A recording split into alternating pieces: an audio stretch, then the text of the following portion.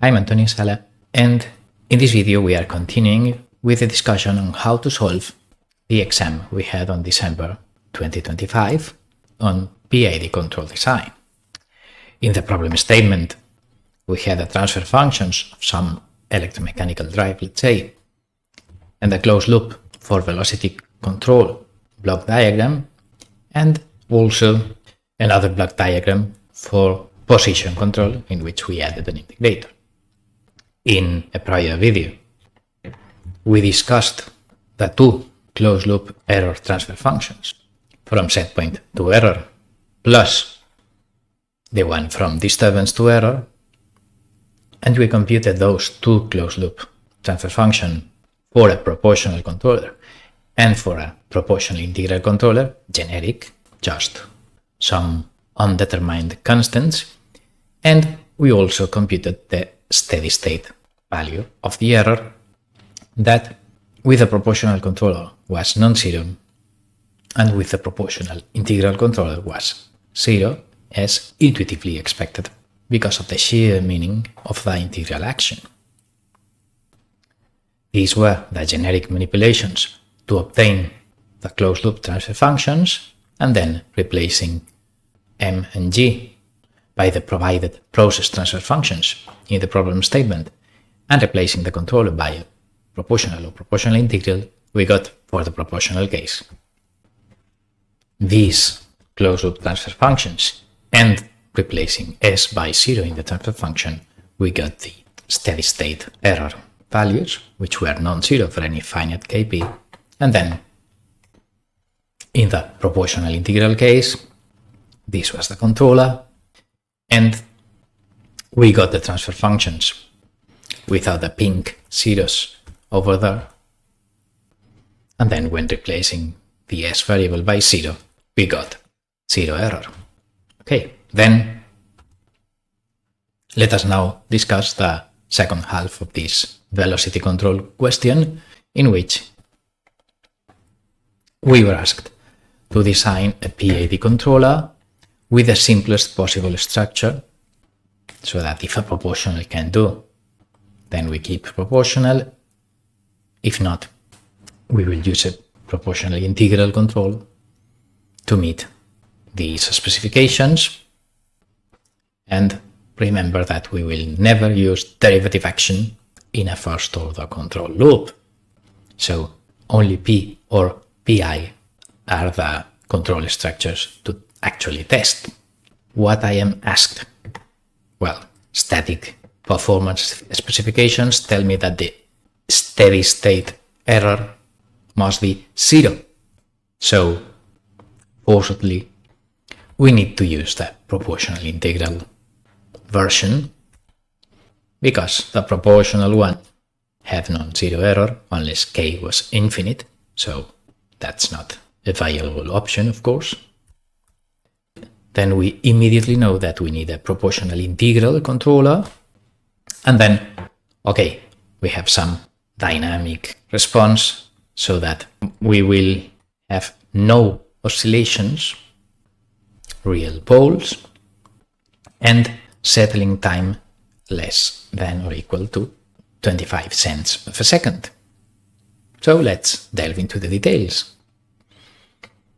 I will just start with the closed loop transfer functions we derived in the previous video of the proportional integral controller. Here we have them copied without the final value stuff.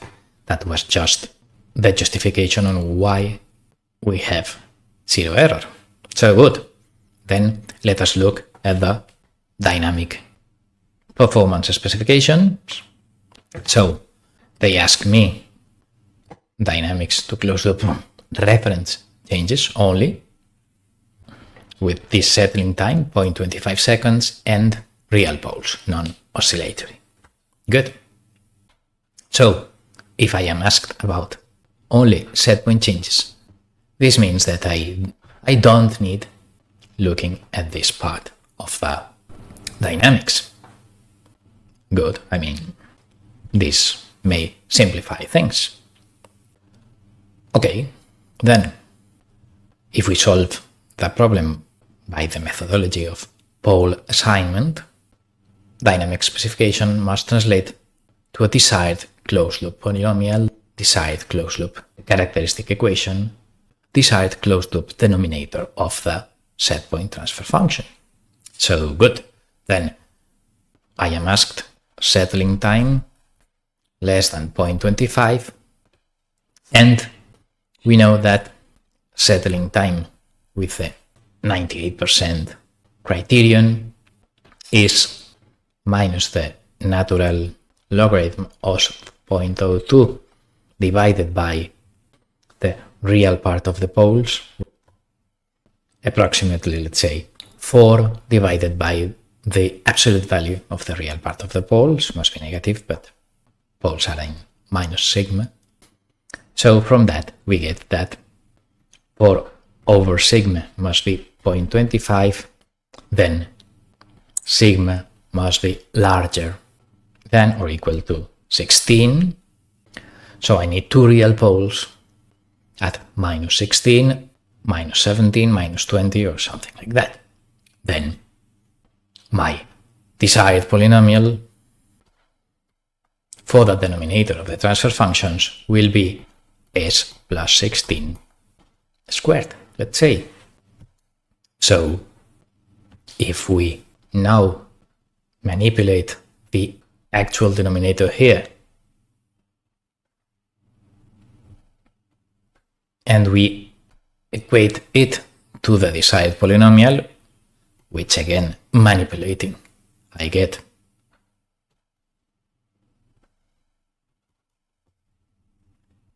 this thing here, then I can equate this thing to 32, so I get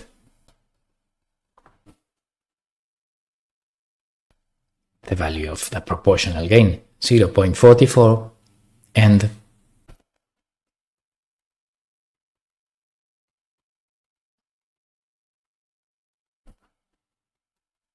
the value for the integral gain of 5.12. So my final controller will be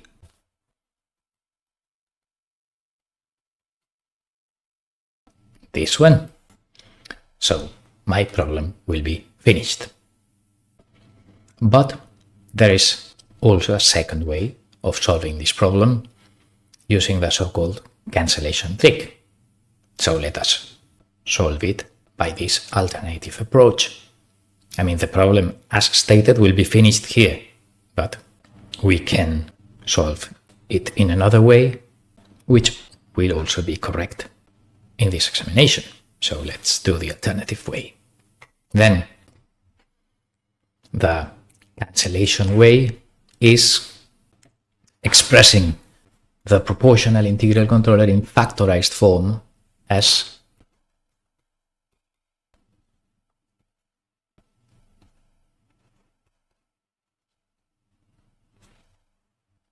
this factorized form, which of course we can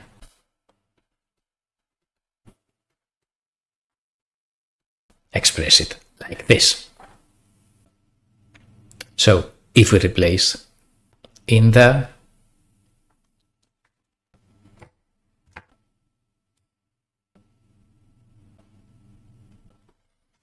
we get these closed-loop transfer functions, and then we can use the so-called cancellation trick as follows.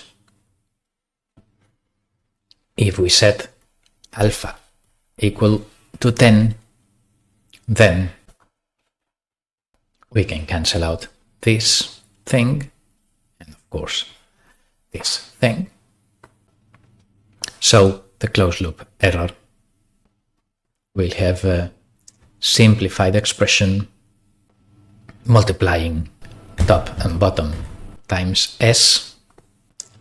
So if I multiply numerator and denominator times s, I get s plus 50 kp times r, which is the only transfer function that was required for me to manipulate in the problem statement. As a side note, if I continue with the operations on the disturbance transfer function, I will get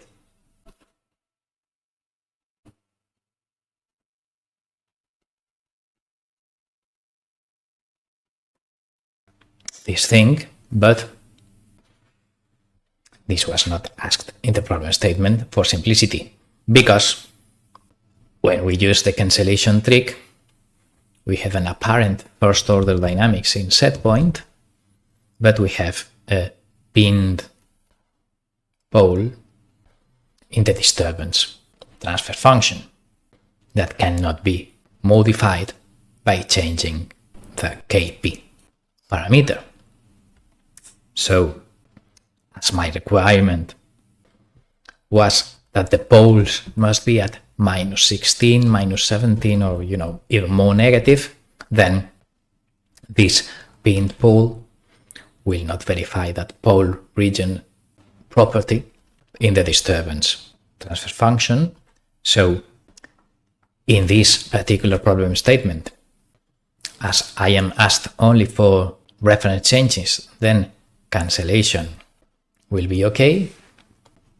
But if I were asked for reference and disturbance poles, then cancellation will not be okay. But we are solving this particular examination, so cancellation is allowed.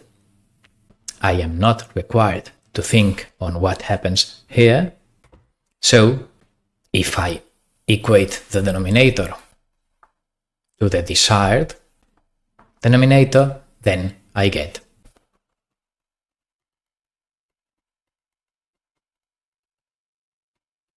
this KP. So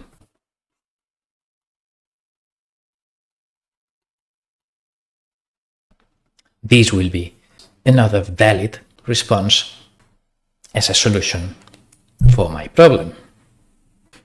Both of them will be assessed with the maximum mark, either this cancellation trick or this one we had without the cancellation trick. Of course, it seems that the cancellation trick is more convenient because I get computations with only a first order system. But the drawback of the cancellation trick is that if I cancel poles outside the desired specification region, then those cancelled poles in the setpoint response will appear as pinned poles in the disturbance response. So I need to read the fine print of the problem statement to be sure that the cancellation trick can be applied. This was the case because I was asked only about setpoint changes. So with this, we finished the solution of the first part of the examination regarding velocity control via proportional integral controllers. Next video, we'll discuss position control when this integrator transforming velocity into position is added to the block diagram, but that will be left for a continuation video. For the moment being, we end here. Thanks for watching.